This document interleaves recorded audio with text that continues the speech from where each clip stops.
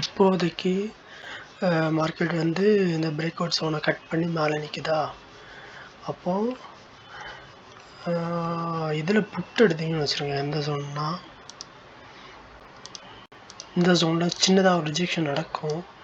ஆனால் புட் எடுத்திங்கன்னா இது அந்த க்ளோஸ் இருக்குல்ல, ப்ரீவியஸ் டே க்ளோஸு, இது வரைக்கும் தான் வர்றது சான்ஸ் இருக்குது. அப்படின்னா தைரியமாக இது வரைக்கும் வரும். இதுக்கு மேல் போகுமா இல்லை கட் பண்ணி போகுமானா டவுட் தான். சரியா?